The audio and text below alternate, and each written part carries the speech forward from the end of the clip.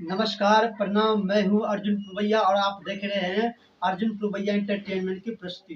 दोस्तों, आज आप लोग के बीच एक नया टॉपिक लेकर आया हूँ, जिसका नाम है 10वीं में छात्र छात्राओं को सफल होने की तरीका क्या है, टिप्स क्या है, नियम क्या है। आज वही मैं बताने जा रहा हूँ। विश्वास है, उम्मीद है कि आप लोग को बहुत अच्छा लगेगा। यदि मेरे वीडियो को पहली बार देख रहे हैं तो प्लीज मेरे चैनल को सब्सक्राइब कर दीजिएगा और साथ में बेल बटन को भी दबा दीजिएगा, क्योंकि आज का जो टॉपिक है बहुत ही बेहतर है और बहुत ही अच्छी है। अगर इन बातों को जो हम जो बता रहे हैं, अगर इन बातों को जो लोग फॉलो करेंगे, 100% है कि वो सफल होंगे तो होंगे। चलो दोस्तों, ज्यादा देर ना करते हुए अपने टॉपिक को बात कर और चलता हूँ। तो पहला नंबर है कि 10वीं में छात्र छात्रों को पास करने के लिए उसकी पहली भी टिप्स है कि आपको आत्मविश्वास होना चाहिए।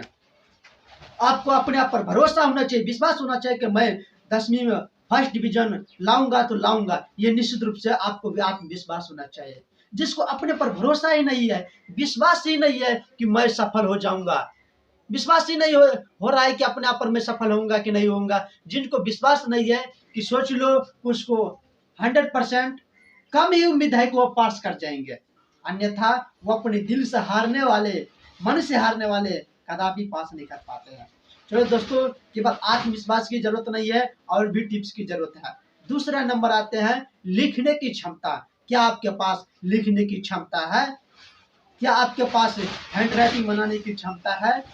यदि आपके पास अच्छी लिखावट आपको लिखना आता है, आपके पास लिखने की क्षमता है, तो निश्चित रूप से आप सफल कर पाएंगे। लेकिन एक बात और है कि आपको केवल 5 मिनट लिखने की क्षमता नहीं होना चाहिए, आधा घंटा लिखने की क्षमता नहीं होना चाहिए। आपको कम से कम पास करने के लिए, कम से कम मैट्रिक में पास करने के लिए कम से कम आपको 2 घंटा तक की अभ्यास होना जरूरी है। आप आधा घंटा में कुछ लिख दीजिएगा जल्दी जल्दी, आपको मशीन तो हाथ नहीं है कि आपको जल्दी जल्दी लिख देंगे, नहीं। राइटिंग बनाने में, अच्छी लिखावट करने में वक्त लगता है, और जिनके पास वक्त की कमी रहता है, अर्थात जिनको क्षमता ही नहीं रहता है लिखने का, वो क्या लिख पाएंगे। इसलिए कम से कम, ऊपर आपकी इच्छा, लेकिन कम से कम आपको 2 घंटा तक लिखने की प्रैक्टिस होना चाहिए, तब जाके आप मैट्रिक में सक्सेसफुल हो जाएंगे। चलिए दोस्तों, मैं तीसरा बताना चाहता हूँ, आप सोचने की क्षमता होना चाहिए। यदि आप परीक्षा हॉल में अपने दिल में रटे रटाए हुए लिखना चाहते हैं तो आप कदापि नहीं लिख पाएंगे। क्यों? क्योंकि परीक्षा हॉल में घुसने के बाद आपको माइंड इतना गर्म हो जाता है, पसीना छूटने लगता है, और उस समय आपको माइंड काम नहीं करेंगे तो मैं क्या लिखूंगा। उस समय रटे हुए चीज आप कदापि नहीं लिख सकते हैं। तो उस समय आपको एक ही काम आएंगे, वो है आपकी सोचन शक्ति। आपको सोचने की क्षमता होगा तो निश्चित रूप से आप पास कर जाएंगे। क्यों? क्योंकि सोचने की क्षमता हमेशा काम आता है। उस समय आपको वही टाइम आए, वही आपको सोचने की क्षमता ही आपको उस समय काम देंगे। यदि आपको सोचने की क्षमता है तो आप निश्चित रूप से लिख सकते हैं, निश्चित रूप से आगे सफल हो सकते हैं, निश्चित रूप से आप आगे बढ़ सकते हैं। लेकिन सोचने की क्षमता 5 मिनट नहीं होना चाहिए, उसकी थोड़ा सोचने की भी क्षमता होना चाहिए कि लंबी थोड़ा होना चाहिए, यानी जो खनी मनी हो सोचने की क्षमता, यानी खनी मनी हो। आपको भी थोड़ा सोचने की क्षमता, तिल को तार कैसे बनाया जाता है, आपको तिल के ताल बनाने की क्षमता होना चाहिए। छोटी बात को बड़ी बनाने की क्षमता होना चाहिए, तब आप जाके सक्सेसफुल हो जाएंगे। अन्यथा कभी उम्मीद है कि बिना सोचने वाले व्यक्ति पास कर जाते हैं। चलिए, जैसे मैं एग्जाम्पल में बताता हूँ आपको।